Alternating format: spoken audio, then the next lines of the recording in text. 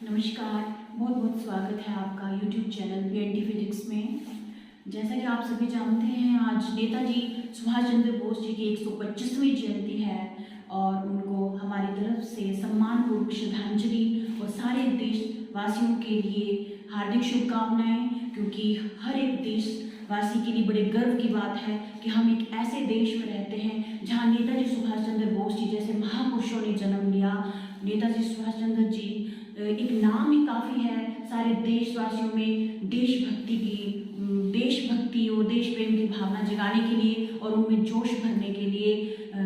तुम मुझे खून दो, मैं तुम्हें आज़ादी दूंगा और जय हिंद जैसे नारे तो आपने सुने ही हैं, ये नेताजी सुभाष चंद्र बोस जी ने दिए हैं और इन नारों ने पूरे देश में देशवासियों में पराक्रम को इतना जागृत किया कि आज जो है पूरा देश आज का दिन पराक्रम दिवस के रूप में मना रहा है। इसी तरह से नेताजी को शत शत नमन करते हुए आज के टॉपिक पे आते हैं। बच्चों, क्या आपने कभी सोचा है कि घर में जब पानी की बोतल से आप पानी की बोतल को ऐसे टेढ़ा करते हैं और पानी को गिराने की नीचे कोशिश करते तो फटाफट से पानी नीचे गिर जाता है, तो ऐसे लगता है कि पानी के जो मॉलिक्यूल्स हैं उनमें आपस में बनती नहीं है, बस सभी चाह रहे हैं कि हम पहले गिरे फटाफट, तो फटाफट से सारा पानी नीचे गिर जाता है। तो उसका मतलब है कि पानी के जो मॉलिक्यूल्स में फोर्स ऑफ अट्रैक्शन है ना, वो बहुत कम है और वो इसलिए वो जल्दी से नीचे गिर गया। और अब दूसरी शहद ले लें, शहद की बोतल ले लें, हनी, ठीक है, अब उसको आप गिराने लगते हो तो वो रुक रुक के बड़े स्लो मोशन में धीरे धीरे से गिरता है, ठीक है। तो वो जो अब उसको देख के ऐसे लग रहा है कि जो शहद के मॉलिक्यूल्स में फोर्स ऑफ अट्रैक्शन थोड़ी सी आपस में ज़्यादा है, थोड़ी पानी से ज़्यादा आपस में बनती है और एक जैसे लगता है कि एक लेयर शहद की पीछे वाली लेयर को बोल रही है कि चल मेरे साथ रुक रुक के आती है कि उसका वेट कर रही है कि साथ में गिरेंगे और साथ में ही छलांग लगाएंगे नीचे, ऐसे लगता है। और केचप देख लो, केचप, ये सब चीज़ें जो घर में आप नॉर्मली रोज डेली देखते हो, तो इसलिए मैं उसका एग्जांपल ले रही हूँ।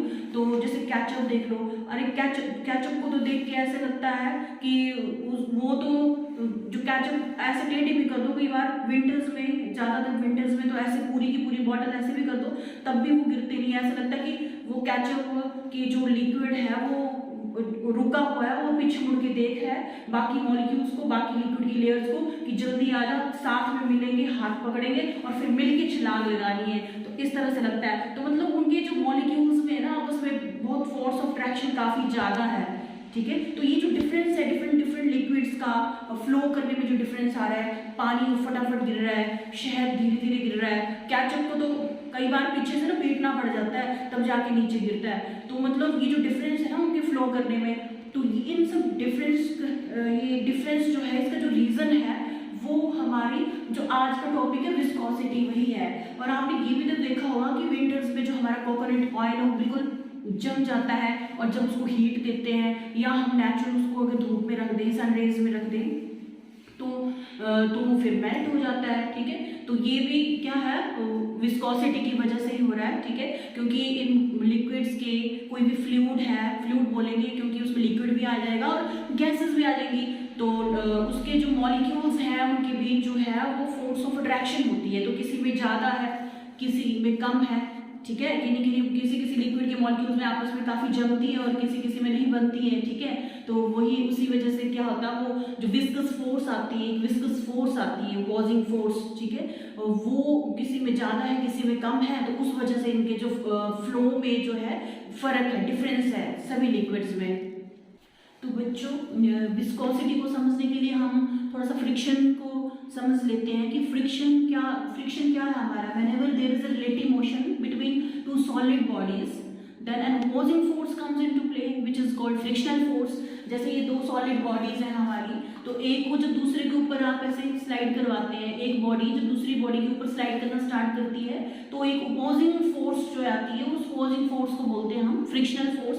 उसी तरह से आपके लिक्विड के केस में, फ्लूइड के केस में, गैसेस हो चाहे लिक्विड हो, उसके केस में क्या होती है, डिफरेंट लेयर्स होती है। लिक्विड की कंसीडर करते हैं कि there are different layers of liquid, तो वो जो डिफरेंट लेयर्स ऑफ लिक्विड होती है उसके वो भी एक दूसरे के ऊपर जब स्लाइड करती है, जब वो मोशन में होती है, तो क्या होता है उसमें भी अपोजिंग फोर्स जो आती है, इंटरनल जो इंटरनल अपोजिंग फोर्स, जिसको इंटरनल फ्रिक्शनल फोर्स बोल देंगे, या तो बोलते हैं हम विस्कस फोर्स, वो एग्जिस्टेंस में आती है और उन जो फोर्सेस को बोलते हैं विस्कस फोर्स, उसकी वजह से ये फिनोमिना आपका जो है विस्कोसिटी आता है। तो देखिए विस्कोसिटी क्या है, तो viscosity is the property of fluid by virtue of which N opposing force, जिसको विस्कस फोर्स बोलते हैं, comes into play between different layers of liquid whenever there is a relative motion between these layer of liquid is called viscosity। ठीक है, जब different layer of liquids में जब आपस में जो कांटेक्ट होता है, जब different layer of liquid जब मोशन में होती है, तो जो opposing force जो एग्जिस्टेंस में आती है उसको बोल देते हैं आप विस्कस फोर्स। ठीक है, और इस फिनोमिना को, इस प्रॉपर्टी को बोलते हैं, फ्लूइड की इस प्रॉपर्टी को हम बोल देते हैं विस्कोसिटी। तो बच्चों विस्कोसिटी के बाद हम आते हैं कोफिशिएंट ऑफ विस्कोसिटी पे। तो कोफिशिएंट ऑफ विस्कोसिटी को समझने के लिए we will consider the flow of liquid on a horizontal solid surface. There are so many layers of liquid, but we will highlight only these two layers among all the layers। ठीक है, तो one of them is AB and other is CD। तो मान लेते हैं कि जो AB layer है वो हमारे जो सॉलिड सरफेस से x डिस्टेंस पे है। ये जो AB लेयर है लिक्विड की, AB लेयर वो हॉरिजॉन्टल सॉलिड सरफेस से x डिस्टेंस पे है, और इन दो लेयर्स की जो कॉरस्पॉन्डिंग दो लेयर्स है, इनके बीच का जो डिस्टेंस है वो dx है। तो ये वाली जो ऊपर वाली जो लेयर होगी, फिर ऊपर वाली जो लेयर होगी टॉप मोस्ट, ये कितने इसका डिस्टेंस कितना होगा हमारा x प्लस dx। ठीक है, ये वाली layer x horizontal solid surface से x डिस्टेंस पे है, ऊपर वाली जो लेयर है वो x प्लस dx डिस्टेंस पे। कितना क्लियर है? और ये जो लेयर है वो v वेलोसिटी के साथ मूव कर रही है, और ऊपर वाली जो लेयर है वो v प्लस dv वेलोसिटी के साथ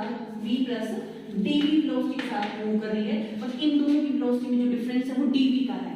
इसका मतलब है इन टू लेयर्स जिनको हम कंसीडर कर रहे हैं, ठीक है, इन दोनों लेयर्स की वेलोसिटी में जो डिफरेंस है वो dv का है। तो अगर ये लेयर v वेलोसिटी के साथ मूव कर रही है, तो ये वाली layer v plus dv velocity के साथ मूव करेगी, और इस लेयर का जो डिस्टेंस है यहाँ से x है, और इस वाली लेयर का जो डिस्टेंस है यहाँ से वो x प्लस dx है।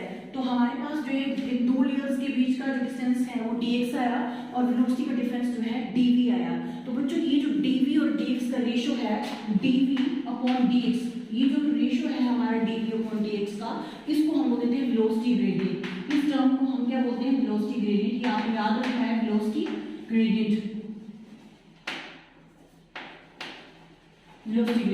dv अपॉन dx को हम बोल देते हैं वेलोसिटी ग्रेडियंट। ठीक है, तो ये वेलोसिटी का डिफरेंस और ये आपका दोनों लेयर्स के डिस्टेंस में जो डिस्टेंस जितना है दो लेयर्स के बीच में, और इनका रेशियो ये है हमारा वेलोसिटी ग्रेडियंट। ठीक है, और ये अब इन दोनों के बीच जो होगी वो विस्कस फोर्स, जैसे हमने देखा कि लेयर, अब मान लेते हैं कि जो बिल्कुल कांटेक्ट में जो सरफेस के साथ जो कांटेक्ट में लेयर है उसकी जो वेलोसिटी हम 0 कंसीडर कर लेते हैं। ठीक है, और जैसे जैसे ऊपर जाते जाएंगे तो वेलोसिटी इंक्रीज करेगी। जैसे मान लेते हैं कि इसकी 1 है, इसकी 2 है, इसकी 3 है, तो इस तरह से मतलब वेलोसिटी जो है ये इंक्रीज करती जाएगी ऊपर लेयर्स में। ठीक है, तो ये एक स्लाइड, जब एक लेयर दूसरे के ऊपर स्लाइड करेगी तो क्या होगा? विस्कस फोर्स जो है आपकी इस तरह को विस्कस फोर्स आ जाएगी। Opposing force comes into play whenever there is a relative motion between these layers of the liquid. तो वो जो अपोजिंग फोर्स है उसको हमने बोल दिया विस्कस फोर्स। क्या बोलते हैं उसको? Viscous force. तो ये ऑपोजिट डायरेक्शन में विस्कस फोर्स लगी,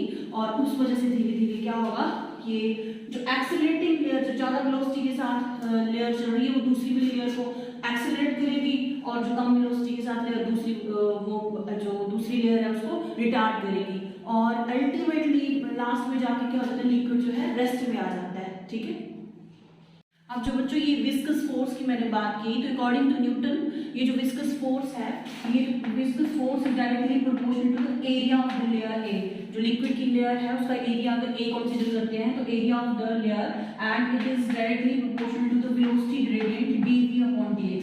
जब इन दोनों को कंबाइन करेंगे तो ये आ जाएगा force is directly proportional to dv upon dx, और एरिया ए, यहाँ पे एरिया ए। ठीक है, F is proportional to a dv upon dx। अब जब हम प्रोपोर्शनलिटी का साइन हटाते हैं और इक्वल साइन लगाते हैं तो क्या आ जाता है, यहाँ पे कोफिशिएंट आएगा, और उस कोफिशिएंट को हम लिख देते हैं ईटा, और साथ में आएगा a dv अपॉन dx, और साथ में हमारा यहाँ पे लगेगा माइनस साइन। ये इस माइनस साइन का मतलब है कि ये जो विस्कस फोर्स है ये ऑपोजिट डायरेक्शन में लग रही है, लिक्विड फॉरवर्ड डायरेक्शन में मूव कर रहा है तो विस्कस फोर्स जो है वो ऑपोजिट डायरेक्शन में लग रही है, तो ये नेगेटिव साइन का ये मतलब यहाँ नेगेटिव साइन लगाया, ठीक है। Constant is called coefficient of viscosity, ये जो ईटा है हमारा इसको हम बोल देते हैं कोएफिशिएंट ऑफ विस्कोसिटी, और ये आ गई हमारी विस्कस फोर्स माइनस ईटा ए डीवी अपॉन डीएक्स, और यहाँ से जब हम कोएफिशिएंट ऑफ विस्कोसिटी निकालेंगे तो मैं ऊपर लिख रही हूँ, कोएफिशिएंट ऑफ विस्कोसिटी जब हम यहाँ से निकालेंगे तो हमारे पास आ जाएगा एफ डीएक्स अपॉन ए डीवी, ठीक है, एफ डीएक्स अपॉन ए डीवी और साथ में नेगेटिव साइन, तो ये कोएफिशिएंट ऑफ विस्कोसिटी का फॉर्मूला आ गया हमारे पास ये, ठीक है, एफ डीएक्स अपॉन ए डीवी, या इसको हम ऐसे भी लिख सकते हैं, जैसे डीएक्स अगर यहाँ ना लिखे ना हम तो यहाँ ऐसे भी लिख सकते हैं डीवी अपॉन डीएक्स, क्योंकि वेलोसिटी ग्रेडियंट है ना, डीवी अपॉन डीएक्स चाहे ऐसे लिखो चाहे ऐसे लिख लो, माइनस एफ डीएक्स अपॉन ए डीवी, दोनों का एक ही मतलब है, ठीक है, ये ऐसे भी लिख सकते हैं और ऐसे भी लिख सकते हैं। This is the formula for coefficient of viscosity which is very important। अब coefficient of viscosity के बाद हम करेंगे इसकी यूनिट और फिर आएंगे हम डायमेंशन फॉर्मूले पे। तो देखते हैं यहाँ पे अगर यहाँ से अगर इसकी वैल्यू जो है हमारे पास dv अपॉन a की वैल्यू अगर हम 1 ले लें ना, एक एरिया अगर 1 यूनिट मानते हैं और dv अपॉन dx को भी अगर हम 1 मान लेते हैं, ठीक है, इन दोनों की वैल्यू जो हम यूनिट ले लेते हैं अगर, तो दोनों की वैल्यू अगर 1 लेते हैं तो हमारा जो विस्कस फोर्स है और कोएफिशिएंट ऑफ विस्कोसिटी देख रहे हैं आप कि क्या आ जाएगा, दोनों इक्वल आ जाएंगे, विस्कस फोर्स और कोएफिशिएंट ऑफ विस्कोसिटी जो है दोनों ही इक्वल आ जाएंगे। और यहाँ से हम डिफाइन कर सकते हैं कोएफिशिएंट ऑफ विस्कोसिटी को कि coefficient of viscosity of a liquid is defined as the viscous force acting per unit area of the layer having unit velocity gradient, ठीक है, तो velocity gradient भी आपने यूनिट ले लिया और एरिया भी आपने 1 ले लिया, ठीक है, acting per unit area of the layer and having unit velocity gradient, per unit area having unit velocity gradient, और ये यहाँ से आ जाएगा आपका जो कि viscous force is equal to coefficient of viscosity। अब हम आते हैं unit of coefficient of viscosity, ठीक है, unit of coefficient of viscosity पे।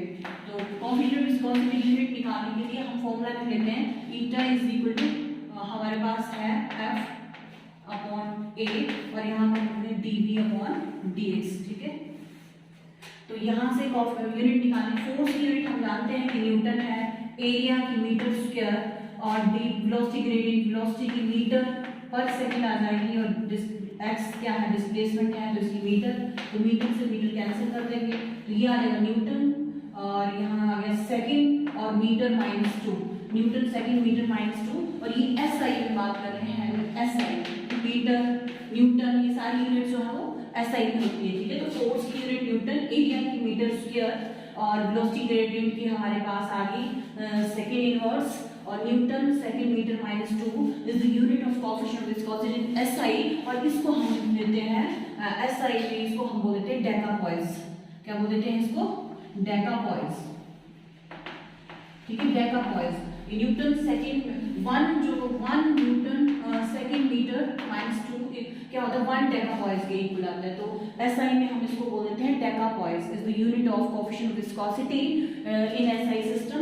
और अगर सीजीएस में बात करें हम तो सीजीएस में इसकी यूनिट हो जाएगी हमारी सीजीएस सिस्टम में, इन सीजीएस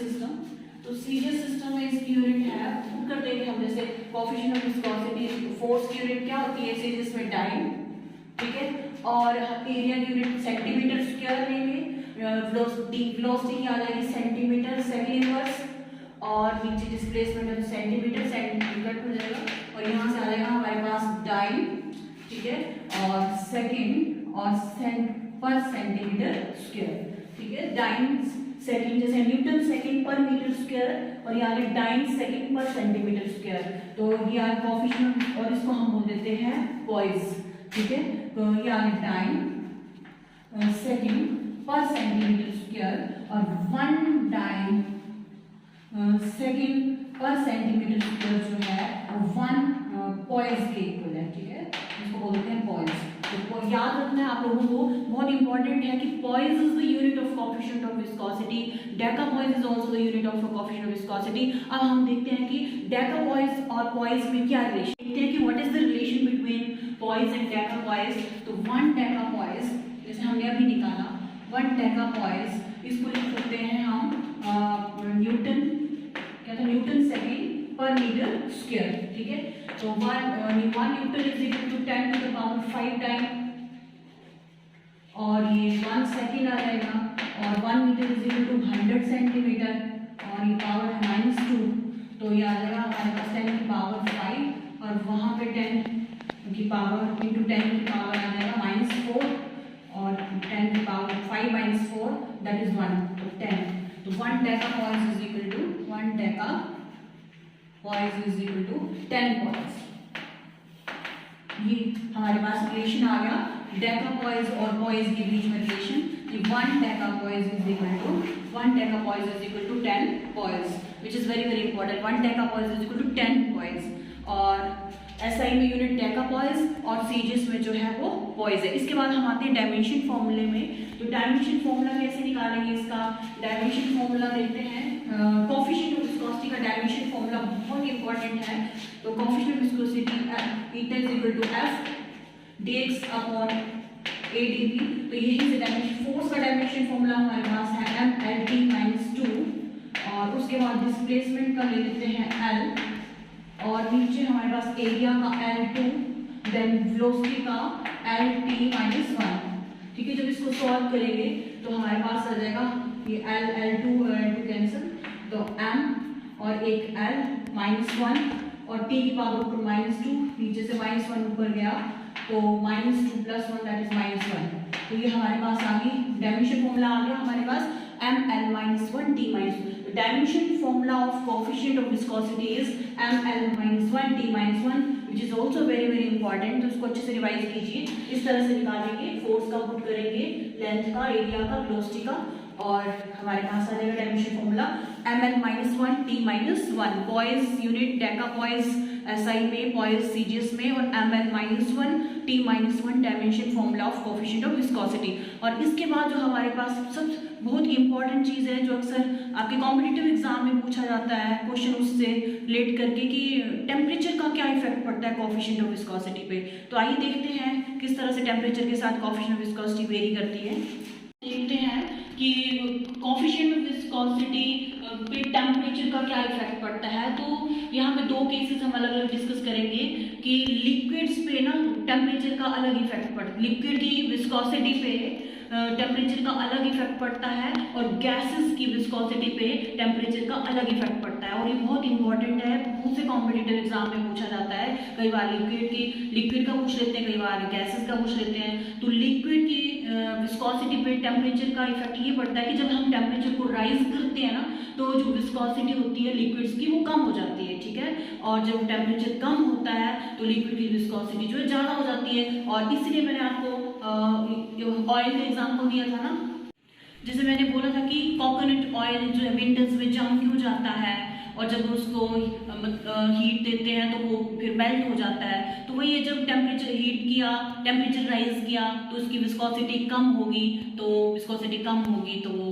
मेल्ट हो गया, फ्लो करने लगा इजीली। और जब विंटर्स में टेम्परेचर कम है तो उसकी विस्कोसिटी ज़्यादा है, विस्कोसिटी ज़्यादा होगी, उसमें विस्कस फोर्स ज़्यादा लग रही है मॉलिक्यूल्स में, तो फिर वो जम गया, ठीक है। तो यही रीजन है कोकोनट ऑयल का जमने का और फिर उसके मेल्ट होने का, ठीक है।